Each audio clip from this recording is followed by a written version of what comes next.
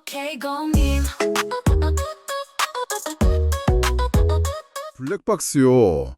정말 든든한 내 편이라고 다들 생각하시잖아요. 네, 보통은 그렇죠. 근데 혹시 그 믿음이 조금 흔들릴 수도 있다면 어떨까요?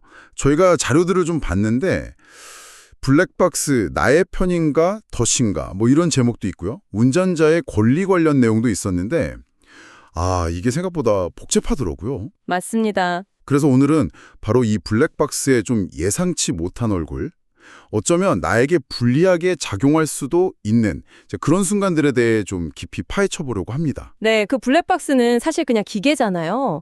감정도 없고 뭐 상황을 가리지도 않고 그냥 모든 걸 다 기록하죠. 그렇죠. 그냥 찍는 거죠. 문제는 바로 그 모든 것 안에 나한테 불리한 사실이 포함될 수 있다는 점입니다. 심지어 정말 결정적인 순간에 아예 녹화가 안 되는 그런 황당한 경우도 있고요. 녹화가 안 된다고요? 네.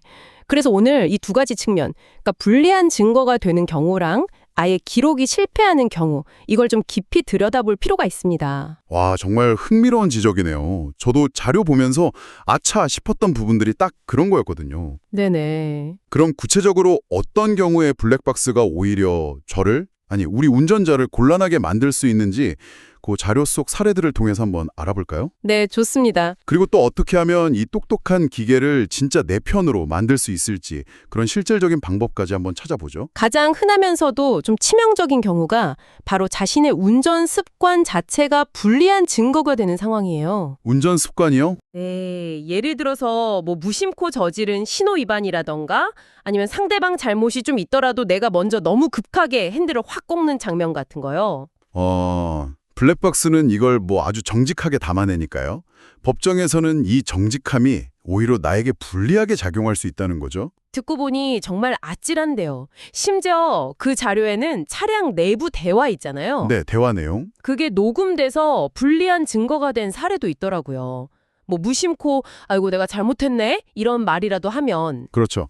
내가 좀 빨리 가려고 했는데 이런 식의 말이에요. 그게 나중에 발목을 잡을 수도 있다는 거죠. 와. 게다가 그 기술적인 문제도 절대 무시 못해요. 메모리 카드가 꽉 차서 정작 중요한 사고 순간이 그냥 덮어쓰게 되거나 용량 문제. 네. 아니면 충격감지 설정에 너무 둔감해서 녹화가 시작되지 않거나 혹은 반대로 너무 민감해서 별거 아닌 충격에도 계속 녹화가 돼서 불필요한 영상만 가득 쌓이는 경우도 이게 비일비재합니다. 설정 문제도 크네요. 심지어 사고 충격으로 그냥 기기 자체가 먹통이 되는 그런 최악의 상황도 배제할 순 없고요. 이야, 진짜 믿는 도끼에 발등 찍힌다는 말이 딱 들어맞는 상황 같은데요?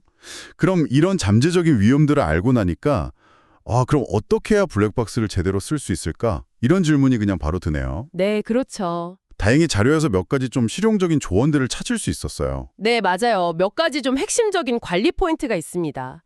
우선 주기적으로 메모리 카드 용량 확인하고 포맷하는 습관. 이게 제일 중요하죠. 포맷. 퀵하나도 해야겠네요. 가장 기본적인 부분입니다. 그리고 그 음성 녹음 기능 있잖아요. 이건 좀 신중하게 사용할 필요가 있어요. 음성 녹음이요? 왜죠? 민감한 대화가 오갈 수 있는 상황이다 싶으면 잠시 꺼두는 편이 나을 수도 있다는 거죠. 아까 말씀드린 것처럼 불리한 말이 녹음될 수도 있으니까요. 그렇군요. 그리고 충격감지 민감도 설정도 중요하겠네요. 제 차랑 제 운전 환경에 딱 맞게 조절해야 그 결정적인 순간을 놓치지 않을 테니까요. 바로 그겁니다. 그리고 정말 강조하고 싶은 건데요. 사고가 딱 발생했을 때는 당황하지 마시고 최대한 빨리 영상을 따로 저장하거나 백업을 해야 한다는 점이에요. 백업. 네, 추가 충격이나 다른 오류로 영상이 날아가는 걸 막는 가장 확실한 방법입니다. 백업. 진짜 중요한데 이거 놓치기 쉬운 부분이네요. 근데 영상을 확보했다고 해서 끝이 아니라고요? 그렇습니다. 확보한 영상을 그냥 무작정 제출하는 게 항상 좋은 건 아니에요. 네. 왜죠? 때로는 그 영상의 어떤 특정 부분이 나에게 좀 불리하게 해석될 여지가 있을 수도 있거든요. 그래서 가능하다면 제출하기 전에 전문가랑 한번 상의를 해서 영상 내용을 검토하고 어떤 부분을 어떻게 활용할지 그런 전략을 세우는 게 현명합니다. 전문가 상담? 네, 이 작은 차이가 결과적으로는 굉장히 큰 영향을 미칠 수 있습니다. 그렇군요. 결국 이 블랙박스라는 기술 그 자체보다는 그 기록을 내가 어떻게 관리하고 또 얼마나 현명하게 활용하는지가 핵심이라는 거네요. 자료를 통해 확실히 알겠습니다. 네, 맞아요. 기술을 그냥 믿기만 할 게 아니라 그걸 다루는 우리의 어떤 준비나 판단력이 훨씬 중요하다는 점이죠. 정확합니다. 단순히 영상이 있냐 없냐 이걸 넘어서요. 그 영상이 법적으로 대체 어떤 의미를 가지는지, 나에게 유리한 증거인지 혹은 불리한 증거가 될 수도 있는지 이걸 먼저 파악하고 대비하는 자세가 필수적이라는 거죠. 네네. 블랙박스는 분명 강력한 증거 확보 수단이지만 동시에 양날의 검이 될 수 있다는 사실을 꼭 명심해야 합니다. 오늘 이렇게 이야기 나눠보니까 블랙박스에 대해서 정말 다시 한번 생각해보게 되네요. 네. 마지막으로 청취자분들께 이 질문을 한번 던져보고 싶습니다. 만약 당신의 블랙박스에 당신에게 불리한 영상이 찍혔다는 사실을 알게 된다면 그때 어떻게 하시겠습니까? 뭐 정답이 있는 건 아니지만요. 미리 한 번쯤 고민해보는 것만으로도 분명 의미가 있을 겁니다.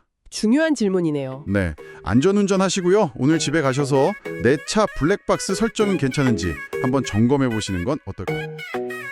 정비가 즐거운 곳 오케이 동임 차도 나처럼 특별하게 신나게 Girl let's ride vibe는 오케이 힙하게 내 차 소리 여긴 오케이 오케이 동임